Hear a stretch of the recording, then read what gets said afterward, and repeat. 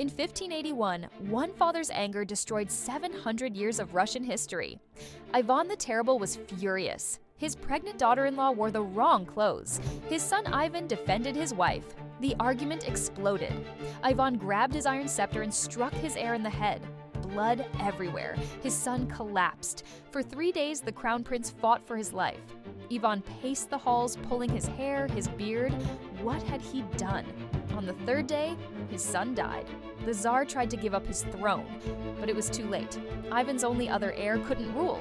He was mentally disabled. 7 centuries of the Rurik dynasty, gone.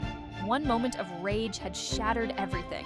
Russia plunged into the time of troubles. Civil war, famine, foreign armies invaded. For decades, Russia nearly disappeared from the map, all because a father lost his temper over a dress. The most expensive tantrum in history. Don't forget to like and subscribe for more history.